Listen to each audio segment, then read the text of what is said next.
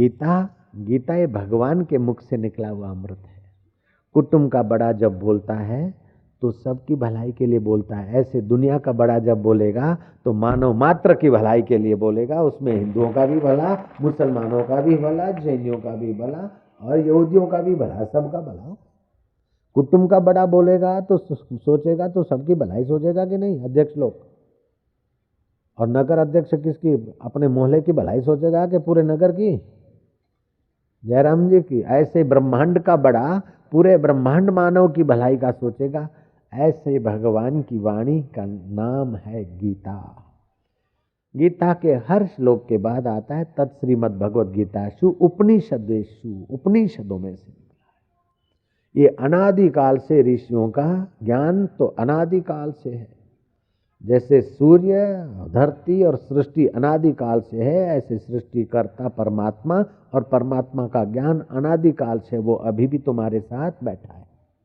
बचपन तुम्हारा बदल गया, बचपन के कपड़े बदल गए, बचपन की तोतली भाषा बदल गई, लेकिन बचपन का ज्ञान तुम्हारा अभी मौजूद है। कि बचपन में मैं पानी को आई बोलता था, बचपन में मैं तारे को टिमटिमाता हीरा समझता था, बचपन में मैंने एक बाल सांप देखा था, मैंने ये चकल्ला था, वो सांप चला गया, कल्ला चला गया, लेकिन देखने वाला ज्ञान स्वरूप आत्मा तो तुम्हारा अभी भी मौजूद है।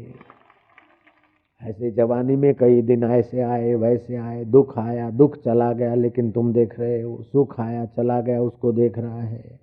मान आया चला गया, बीमारी आई चली गई, तंदुरुस्ती आई चले गए, बुढ़ापा आया चला गया, मौत आई जरा भूल गए, लेकिन फिर दूसरा जन्म में माँ के गर्भ में वो याद रहता है। तो ज्ञान तुम्हारा नित्य है, आत्मा तुम्हारा नित्य है, परमात्मा तुम्हारा नित्य है। उसी परमात्मा का नाम ज्ञान स्वरूप है, आत्मा है। उस नित्य सत्ता से तुम्हारा शरीर बल, तुम्हारा धन बल, तुम्हारा बुद्धि बल, तुम्हारा संगठन बल वहीं से बल लाता है।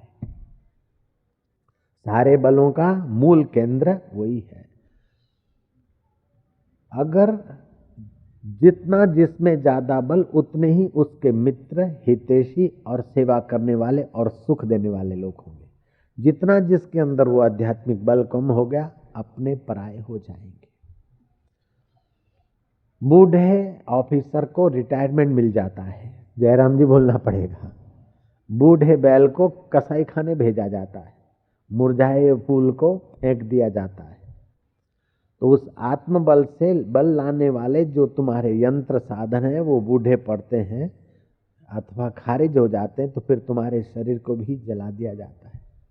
जो अग्नि ने तुम्हारे शरीर के लिए भरण पोषण का काम किया था, वही अग्नि तुम्हारे शरीर को धू धू धू धू करके ध्वंस कर देती। सैनिक बलवान है तो चला जा रहा है, कई उसने चलते चलते अनजाने में कीड़े मकोड़े कुचल डाले, उसको पता भी नहीं चला। लेकिन सैनिक जब निर्बल हो जाता है, आत्मबल लेने का उसका हार्ट या उसका शरीर खत्म हो जाता है, तो वही कीड़े मकोड़े सैनिक के शरीर पर हावी हो जाते हैं। वही सेठ है जिसकी नौकर लोग खुशामद करते हैं, वही साहब है जिसके असिस्टेंट खुशामद करते थे। लेकिन वो जब दुर्बल हो जाता है तो वही नौकर और वही असिस्टेंट उसको नोचने लग जाते, उसकी धन संपत्ति पर कब्जा करने लग जाते, उसको धुतकारने लग जाते। वही माँ थी, बच्चा आधा घंटा भी माँ का गोद नहीं छोड़ना चाहता था, लेकिन माँ जब बूढ़ी हुई, दुर्बल हुई, तो बच्चा माँ के तरफ ताकता तक नहीं है। एक दिन तो क्या, एक एक महीना हो जाता है, माँ को कौन पूछता है। क्योंकि माँ में पोषने का बल अब नहीं रहा, अब तो अपने बल से वो पोषित हो रहा है। वो दिन याद रखो बेटे, अभी माँ का दर्शन करने की फुर्सत नहीं, लेकिन वो दिन याद रखो कि आधा घंटा माँ इधर उधर चली गई थी, ये करते थे। तो माँ अगर पोषने का बल रखती थी तो बच्चा बार बार उधर था। अभी ललना विनोद से हमें पोषती है तो ललना के तरफ मन जाता है। जिसके पास उस आत्मशक्ति का बल आता है और किसी भी रूप में एक दूसरे का पोषण करता है, तो लोग उसके पीछे खींचते हैं। संत के हृदय में वो परमात्मा का बल शुद्ध रूप में प्रकट हुआ तो हजारों बेटे नहीं, लाखों करोड़ों लोग भी उनके पीछे पीछे चलते हैं, उनके जय जयकार करते हैं। ये आत्मबल का ही तो चमत्कार है। धन बल, बुद्धि बल, मनोबल, संगठन बल पाने वाले लोग भी, जिसको आत्मा परमात्मा के बल की प्राप्ति हुई, ऐसे संत का आदर करते, ऐसे संत का पूजन करते, ऐसे संत की वाणी सुनकर अपनी 7 पीढ़ियां तार लेते हैं। तो आत्मबल की कुंजी बताने वाला ग्रंथ है भगवत गीता। इस गीता के लिए हिंदू संतों ने, हिंदू विद्वानों ने, हिंदू तपस्वी जति जोगियों ने तो गीता की महिमा लिखी गाई है, लेकिन मुसलमानों ने, बुद्धिमान मुसलमानों ने भी गीता की सराहना करके प्रणाम किया गीता। ख्वाजा दिल मोहम्मद लिखता है कि ये 700 श्लोकों का उर्फानी ग्रंथ, ये 700 पुष्पों का एक गुलदस्ता है। गुलों का गुलदस्ता तो समय जाते मुरझा जाता है और खुशबूहीन हो जाता है, लेकिन ये गीता रूपी गुलदस्ता करोड़ों लोगों के हाथ आया, फिर भी न्यायहित इस गुलदस्ते की खुशबू और ताजगी दिन दूनी रात चौनी हुए जा रही है। उस गुलदस्ते रूपी गीता को मेरा प्रणाम है, ऐसा ख्वाजा दिल मोहम्मद कहता है। कनाडा का राष्ट्रपति मिस्टर ट्रूडो जब गीता पढ़ता है तो दंग रह गया। 1985-86 के दिनों में वो गीताकार की जन्मस्थली को प्रणाम करने को आया भारत। बाद में ट्रूडो जब कनाडा गया तो एकांत में शरीर के लिए तो दूध चाहिए, गाय रखी, शरीर पोषण के लिए तो गाय रखी, और सूक्ष्म शक्ति को पोषण करने के लिए उपनिषद और गीता अपने साथ रखी। मिस्टर ट्रूडो लिखता है कि मैंने इंजिली पढ़ा, बाइबल पढ़ा और ग्रंथ पढ़े, लेकिन गीता तो गजब का ग्रंथ। Gita is not the Bible of the Hinduism but it is the Bible of the humanity. ये केवल हिंदुओं का ही धर्म ग्रंथ नहीं है, मनुष्य मात्र का है। गीता में किसी मजहब की, किसी मत पंथ की निंदा स्तुति नहीं है, अपितु इंसान जात का भला हो, शरीर तंदुरुस्त हो, मन प्रसन्न हो और बुद्धि में बुद्धिदाता का प्रकाश हो। मौत आकर गला दबोचे उसके पहले मौत शरीर की होती है। मैं अमर आत्मा हूं, ऐसा ज्ञान दिलाने वाला ग्रंथ ही भगवत गीता है। गीता का एक श्लोक भी कान में पड़ जाए, गीता का एक श्लोक भी जिह्वा से उच्चारण हो जाए, गीता का एक श्लोक भी समझ में आ जाए, तो उस आदमी का कितना कल्याण होता है, वो भगवान नारायण और भगवान शंकर की कथा से सुनिए। एक बार भगवान नारायण क्षीर सागर में आराम कर रहे थे, लक्ष्मी उनकी चरण चंपी कर रही थी। लक्ष्मी के मन में उठा कि प्रभु, जो दिन रात लेटा रहता है उसको तो आलसी कहते, उसका तो यश ओज धन सब नाश हो जाता है, लेकिन तुम्हारे तो चरण चंपी करने वाली मैं लक्ष्मी भी पूजी जाती हूँ, तुम्हारे पास क्या है? तुम लेटे रहते हो फिर भी इतने महान और पूजे जाते हो, क्या कारण है? भगवान नारायण ने कहा कि मैं युग युग में अवतार लेकर गीता का ज्ञान देता हूँ। गीता में जो ज्ञान आत्मा का है, जहाँ से सारी शक्तियाँ आती है, उस आत्मा में मैं नित्य लेटा लेटा उसमें मग्न रहता हूँ। जो मनुष्य वो ज्ञान सुनेगा, सुनाएगा और उसका आश्रय लेगा, वो भी हमारी नाई पूजा जाएगा और महान होगा। लक्ष्मी ने कहा तो गीता की इतनी बड़ी भारी महिमा है? बोले हाँ। अकाल मृत्यु को दूर करने वाली है गीता का एक आध श्लोक सुनो तो कई कपला गौ दान करने का फल होता है। गीता की महिमा सुनाई भगवान ने। भगवान ने कहा कि तुंगभद्रा नदी के किनारे एक नगर था, उस नगर में एक बनिया रहता था और लोभी मेरा मेरा तो मेरे बेटों का और तेरे में मेरा हिस्सा, दिन रात ऐसा करता था। उस अभागे को पता ही नहीं कि सत्संग में जाना चाहिए, उस पापी को पता ही नहीं कि संत का दर्शन करना चाहिए, उस मूर्ख को पता नहीं कि आज एकादशी है, कि आज पूनम है, कि अपना क्या कर्म धर्म है। ऐसा लोभी था। बस पियो मारो परमेश्वर, बैरी मारी गुरु, छोकरा छैया सालिग्राम, कथा खणारी करून खणारी स्वाबड़ू के। उसको पता भी नहीं था, सत्संग नहीं सुना, इसलिए उसको अक्ल भी नहीं थी। वो श्राद्ध के दिनों में भी अपनी पत्नी के साथ संसारी व्यवहार करता था, जन्म के दिन भी अपने पत्नी के साथ संसारी व्यवहार करे, 11 के दिन भी पत्नी के साथ संसार का व्यवहार कर ले। इसलिए उसकी बुद्धि तामसी हो गई, पशु जैसी बुद्धि हो गई। कमाना खाना, खाना कमाना, कमाना खाना, बस पशु ये ऐसे ही करता है, मेहनत करता, खाता खाता मेहनत करता, बस। वो कभी कथा में नहीं गया भागा किसी आदमी को खोजना है कि भाग्यशाली है कि अभागा है, भविष्य में ये नरक में जाएगा कि स्वर्ग में, उसको बोलो कथा में चलो, अगर आता है तो समझ लेना कि स्वर्ग में तो जा सकता है, और नहीं आता है तो समझ लेना कि नरक का ग्राहक है, ये पाडा बनेगा, गधा बनेगा, घोड़ा बनेगा। जो कथा में नहीं जा सकता पशु बनेगा, नरक में जाएगा, नरक में भी जाएगा और फिर नरक से आएगा तो पशु होनी पड़ेगी। तुलसी पूर्व के पाप से हरि चर्चा न सोहाय, जैसे ज्वर के जोर से भूख विदा हो जाए। जैसे बुखार खूब आवे तो रोटी अच्छी नहीं लगे, ऐसे जिसका पाप जोरदार है उसको कथा अच्छी नहीं लगेगी। जिन हरि कथा सुनी नहीं काना, श्रवण रंध्र एहि भवन समान। जिन्होंने हरि कथा अपने कान से नहीं सुनी, उनके कान तो हैं सांप के बिल जैसे। जो नहीं करहि राम गुण गाना, जीह सुदादुर जीह समाना। जो भगवान कीर्तन नहीं करता उसकी जीभ तो मेढक के जीभ जैसी है। ट्रे ट्रे तो मेढक भी करे खूब, संसार की ट्रे ट्रे कर लिया, भगवान का नाम कीर्तन नहीं लिया तो क्या तेरी जीभ। तो हे लक्ष्मी ध्यान से सुनो। वो व्यापारी 2 दुकान का मालिक तो था, लेकिन कमाना खाना, खाना कमाना, और श्राद्ध के दिन में भी पति पत्नी का व्यवहार रखना ऐसा, इसलिए उसकी अकाल मृत्यु हो गई, जल्दी मर गया। और मर के फिर पशु जैसा व्यवहार था, कथा वथा में नहीं गया, तो दूसरे जन्म में बैल हुआ। उस बैल को किसी एक भिखारी ने खरीदा। भिखारी उस बैल पे बैठ के गांव गांव भीख मांगने जाता, कहीं से मूंग तो कहीं से चना, तो कहीं से गेहूं, तो कहीं से मूंग मटर, तो कहीं से प्याज, तो कहीं से आलू, तो कहीं से बैंगन। इस प्रकार भीख मांगकर आता और अपने परिवार के साथ गुजारा करता। लड़के को बोलता भूसी डाल दीजिए, बैल को जरा पानी दे दीजिए। और लड़का कभी तो पानी ठीक ठाक देवे, कभी थोड़ा रखे, कभी भूसी ठीक ठाक रखे, कभी थोड़ी रखे।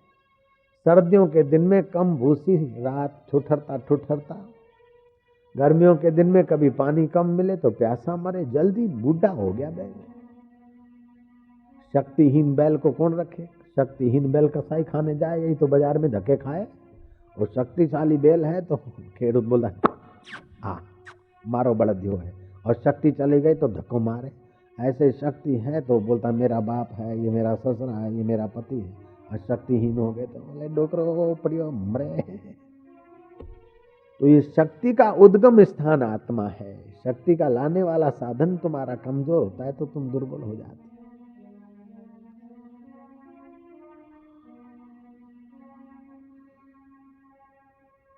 तो उस बूढ़े बैल को निकाल दिया। बूढ़ा बैल भटकता भटकता बारिश के दिन में कहीं से जा रहा था, दलदल में फंस गया, रगों में ताकत नहीं, धबाक लेके बैठ गया।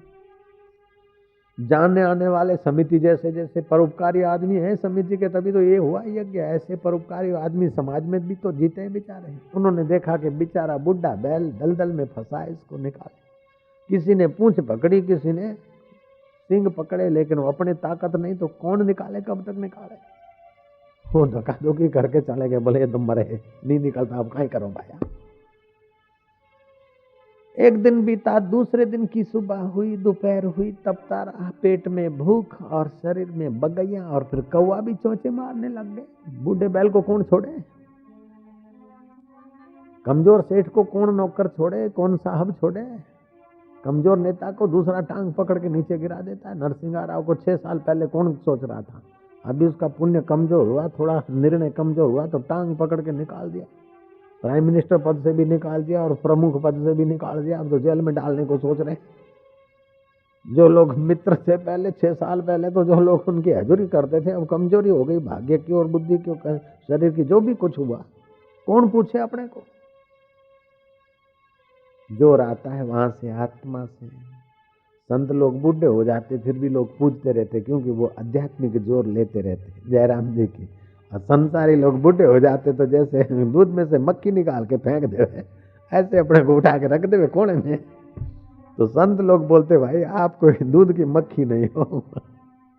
आपका जीवन ऐसा ना हो कि कुटुंबी तुमको निकाल के कोने में रख दे, नेता निकाल के कोने में रख दे। नहीं, आप कोई निकाल के तुमको कोने में लगा दे, उसके पहले हम तुमको भगवान में लगा देते, ताकि तुम्हारा जय जयकार बना रहे, तुम्हारा मंगल बना रहे। कितना बड़ा भारी काम होता है सत्संग। हे लक्ष्मी फिर क्या हुआ, ध्यान से सुनो।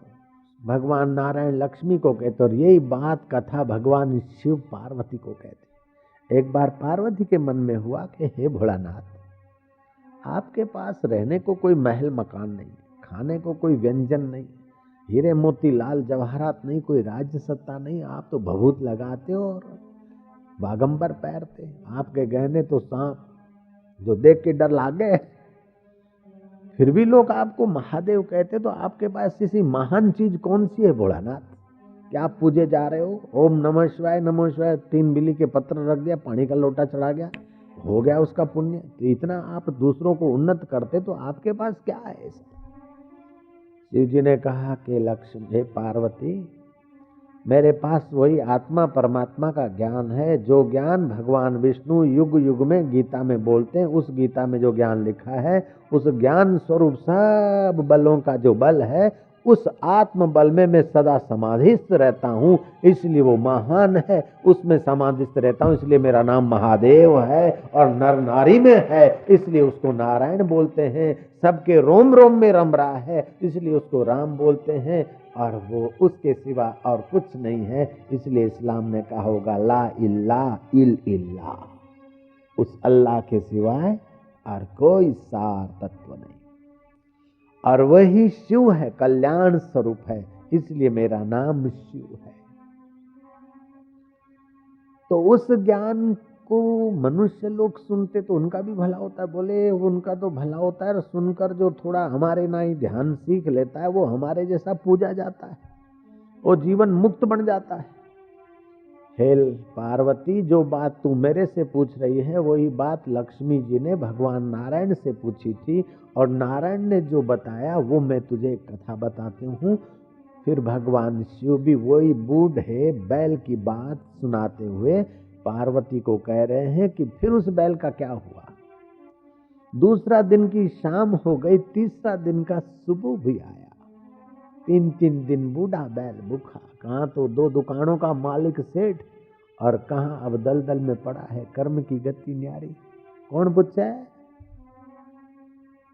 मरने लग गए तो कौन बोले कि लो ये डूंगरपुर का घर तुम्हारे साथ है, बैंक बैलेंस तुम्हारे साथ है, बोलेंगे राम राम तेरे संग है। तो मरने के बाद लोग बोले राम राम संग है, तो अभी समझ ले यार राम ही तेरे साथ संग है, बाकी सब 18 रंग है। सुबह का बचपन हंसते देखा, दोपहर की मस्त जवानी, शाम का बुढ़ापा ढलते देखा, रात खत्म कहानी, जीवन की कहानी खत्म हो जाए उसके पहले तेरे और उस आत्म खजाने के बीच का पर्दा खत्म कर देने वाला सत्संग तुझे मिल जाए, कोई सतगुरु तुझे मिल जाए, कोई सतमंत्र तुझे मिल जाए, तो तेरा काम बन जाए बंदे। तो भगवान शिव कहते हैं कि पार्वती फिर क्या हुआ, ध्यान से सुनो। उस बूढ़े बैल को निकालने के लिए कुछ धर्मात्मा लोग इकट्ठे हुए और उसको कुछ अपना पुण्य अर्पण कर रहे हैं। कोई बोलता मेरे 2 उपवास का पुण्य, कोई बोलता हमारा इतनी नमाज का पुण्य, कोई बोलता है कुछ पुण्य। लेकिन न नमाज के पुण्यों से, न उपवास के पुण्यों से, न मंदिर देव दर्शन के पुण्यों से उसकी कोई सदगति नहीं हो रही। इतने में एक वैश्या निकली वहां से।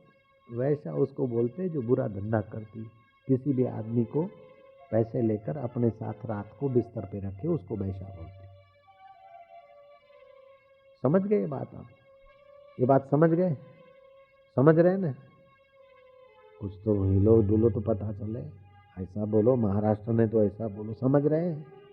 तो उसको वैश्या के मन में दया आ गई, सारी बात सुन लिया। वैश्या ने पास की दुकान से पानी लाया, हाथ में रखा, और वैश्या ने अपना पुण्य उस बैल की सदगति के लिए अर्पण कर दिया। बैल को छांट दिया और बैल की आंखें बंद हो गई। बैल का सूक्ष्म शरीर निकला, चंद्रमा की किरणों के द्वारा अनाज में आया। अनाज देव शर्मा ब्राह्मण ने खाया और ब्राह्मण के शरीर से ब्राह्मणी में आया। 9 महीने 17 दिन के बाद उसका जन्म हुआ। उसका नाम सुशर्मा रखा गया। देव शर्मा का पुत्र सुशर्मा होकर वो पैदा हुआ बूढ़ा बैल। बूढ़ा बैल पहले भूतपूर्व किराने का दुकानदार, 2 दुकानों का मालिक। कर्म की गति कैसी है, कभी मनुष्य बैल हो जाता है और कभी बैल मनुष्य हो जाता है। उतार चढ़ाव जीवन के, जब तक अपने रब को, अपने अल्लाह को, अपने आत्मा को नहीं जानता है, तब तक ये जीव बेचारा चढ़ते उतरते जैसे अरट की गगरी होती है ना, भरे और खाली हुए, ऐसे उन्नत हुए गिरे नीचे, फिर पतन, फिर बने, फिर खाए पिए मरे, और फिर जरा सा जीव हो जाए, फिर अनाज में फल में आवे, फिर फल अनाज जीव घास फूस ढोर खाए, फिर ढोरों के द्वारा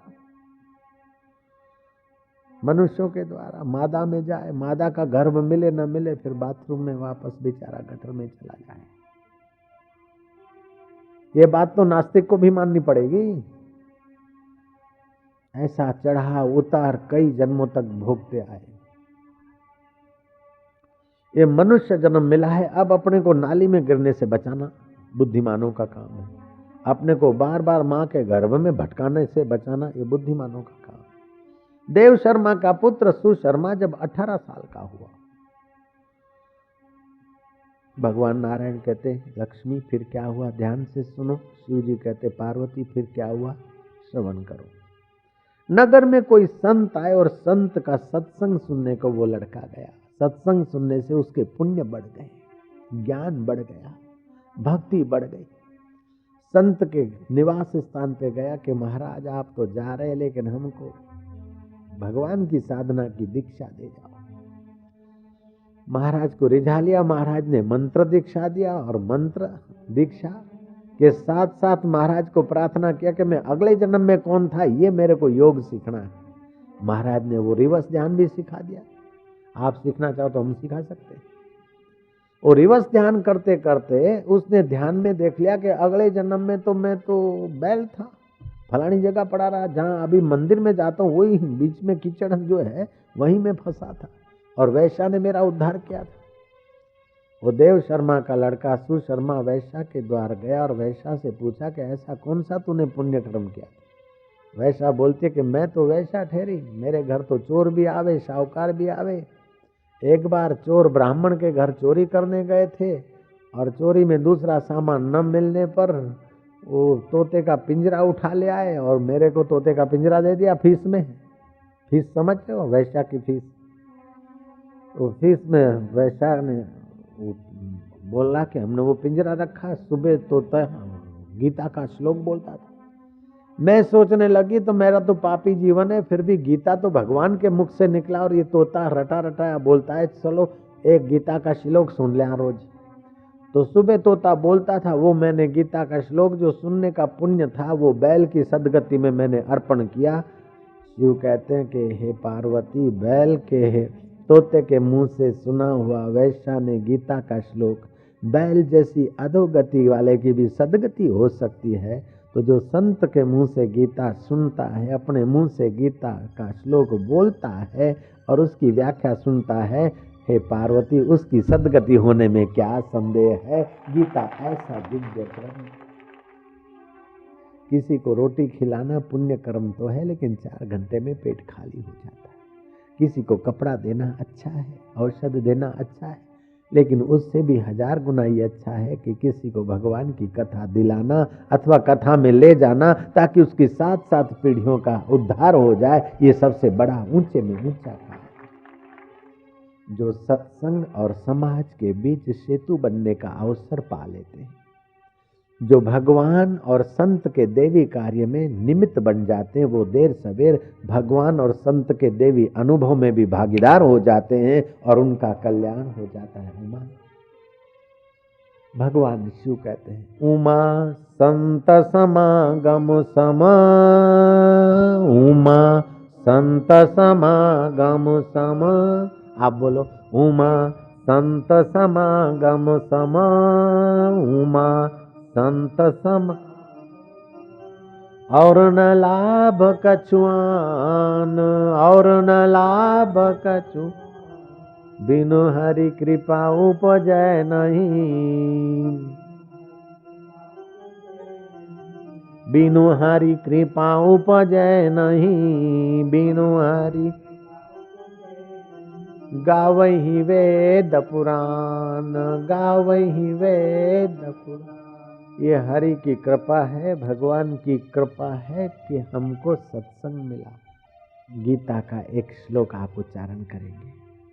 भगवान कहते हैं अपने मुख से, यत्र गीता विचारस्य, यत्र गीता, यत्र गीता विचारस्य, यत्र गीता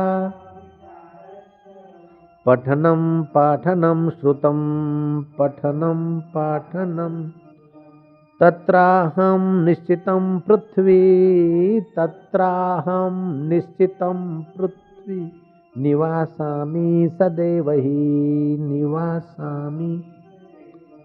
भगवान कहते धरती जब गाय का रूप लेकर गए कि कल युग में और युगों में पाप बढ़ गया, पृथ्वी आदिदैविक रूप लेकर भगवान के पास गई तो भगवान ने कहा कि हे धरती, जहाँ गीता का विचार पठन पाठन और श्रवण होता है पृथ्वी में, वहाँ अवश्य निवास करता हूँ। तू चिंता मत कर, ऐसे धर्मात्मा लोग जहाँ होंगे वहाँ तेरा पुण्य बढ़ जाएगा और तू अपने को बोझिला मानने से अब उपराम होकर सत्संग में जाने वाले लोग जहाँ भी रहते हैं धरती, वहाँ तेरा पुण्य और प्रभाव पड़ेगा। भगवान की गीता का एक आध श्लोक का पाठ, गोविंद का कीर्तन और साधु पुरुष का दर्शन करोड़ों तीर्थ करने का फल देता है। गीता श्लोक पाठेन, गीताया श्लोक पाठ गोविंद स्मृति कीर्तनात्, गोविंद साधु दर्शन मात्रेण, साधु दर्शन तीर्थकोटि फलम लभेत, तीर्थकोटि। गीता का एक आध श्लोक का पाठ, भगवान नाम कीर्तन, साधु पुरुष का दर्शन करोड़ों तीर्थ करने का फल देता है। भगवान श्री कृष्ण मक्खन चुरा रहे हैं, यशोदा को बार बार फरियाद करने वाली स्वयं प्रभा ने कहा। यशोदा कहती कि यहाँ मैं देती हूँ नहीं खाता, तेरे घर का चोरी करता। बोले माँ तुम मानती नहीं, मैं सच बोलती हूँ, मैं हाथों हाथ कृष्ण को पकड़ के दिखाऊंगी तब तुम मानोगी। बोले हाथों हाथ पकड़ के ला फिर मैं मानूंगी। क्या करा, स्वयं प्रभा ने खूब वलोणा किया और प्रभावती ने वलोणा किया और अपने बेटे को बोला कि जाओ कृष्ण को बोलो तुम्हारी मक्खन चोर कंपनी ले आओ हमारे घर में मक्खन वलोणा हो गया है। कृष्ण अपने ग्वाल मित्रों को लाए, देखा कि छीके में मक्खन जैसा लगता तो है, लेकिन चारों तरफ रस्सियां बंधी है और रस्सियों में वो घंटियां टकोरियां बंधी है। पुजारी लोग टकोरी बजावे ने, वो गाय के गले में टकोरी लगा है घंटी, वो घंटियां बंधी है। कृष्ण समझ गए कि ये चंडी है, ये मेरे को पकड़ने के लिए षड्यंत्र करके बैठी है, मैं भी इसको बाप लागू।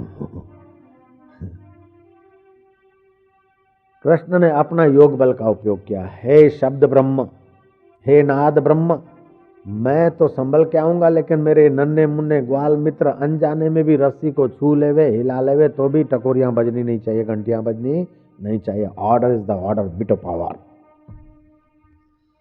ग्वाल मित्र सब कूदे, चारों तरफ जो रस्सियां बंधी थी घर में वो रस्सियों को पकड़ पकड़ के कूदे, लेकिन टकोरी टकोरा बजा नहीं। अब सारा टोला अंदर चला गया, उनके कुछ लड़के नीचे खड़े रहे, उनके कंधे पे दूसरे, और आखिरी में तो कन्हैया। कन्हैया जब आखिरी ऊपर चढ़ा और देखा मक्खन का लपकारा लिया।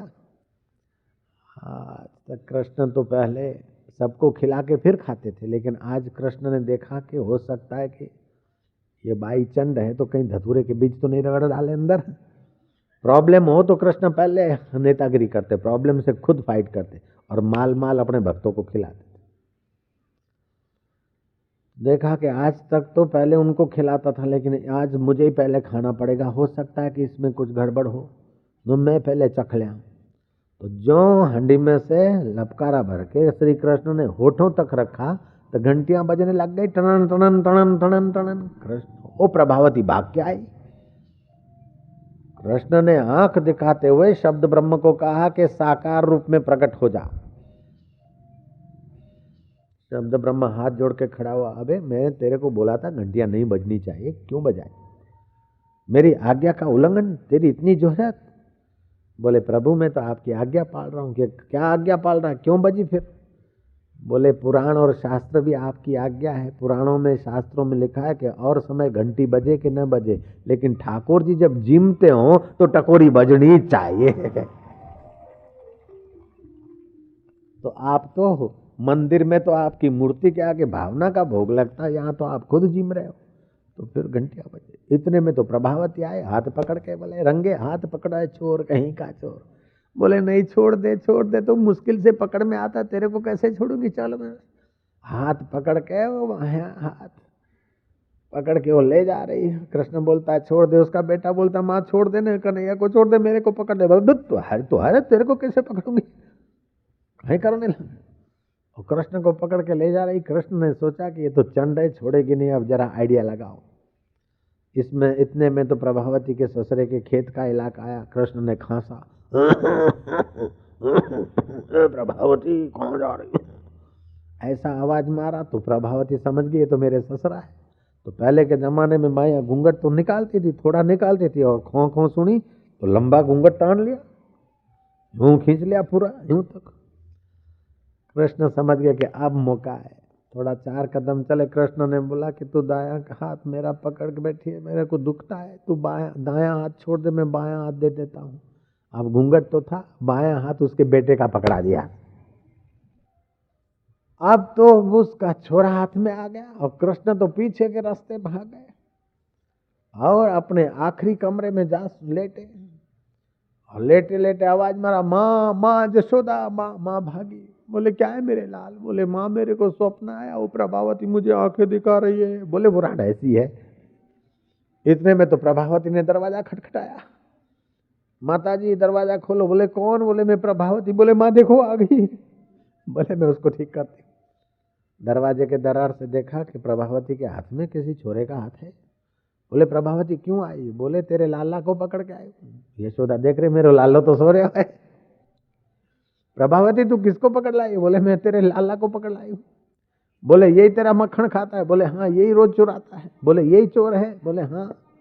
तो इसी को लाला बोलती। बोले हाँ माँ वही तो लाला है, एक ही तो ब्रज में लाला है। बोले वो तेरा लाला है कि मेरा लाला। बोले माता जी तेरा लाला है। बोले धैर्य तेरे की। दरवाजा खोला। बोले तू घूंघट के पट तो खोल, किसका लाला पकड़ लाई। वो अपने छोरे को देखे, धैर्य मुआ तू कैसे इधर आ गया। बोले और कृष्ण आखिरी कमरे में अंगूठा दिखाते, जीभ दिखाते, बोले ले पकड़ तेरे बाप को। ले ले। इस कथा का आध्यात्मिक अर्थ है कि जीव अगर विनम्र होता है, भगवान अपने तरफ से पकड़े जाए तो रहते हैं, लेकिन जीव अकल होशियारी से भगवान को पकड़े, भगवान मना सुख, सुख को पकड़े तो सुख छटक जाता है। जयराम जी कितने विद्वान हैं धरती पर, कितने वकील है, कितने बैरिस्टर है, कितने बुद्धिमान है, सुख रूपी ईश्वर को पकड़ते लेकिन टिकता नहीं है। लेकिन जिसको भगवान की भक्ति मिलती है और भगवान स्वयं सुख रूप प्रकट होते हैं तो फिर कभी मिटता नहीं है। मीरा के यहाँ सुख स्वरूप अंतरात्मा शक्ति जगी, कितने विरोधों के बीच भी मीरा का सुख स्वरूप ईश्वर गया नहीं। शबरी का सुख स्वरूप ईश्वर गया नहीं। रहीदास का सुख स्वरूप ईश्वर गया नहीं। महावीर का सुख स्वरूप आत्मा कहीं गया नहीं। मोहम्मद का सुख स्वरूप अल्लाह कहीं गया नहीं। जब वो अल्लाह की और आत्मा की और भगवान की भक्ति करते हैं तो भगवान प्रसन्न होकर सदा हृदय में निवास करते हैं, प्रकट होते हैं। निवास तो सबके हृदय में करते हैं। अग्नि तो सब लकड़ी में है लेकिन कहीं कहीं प्रकट होती है।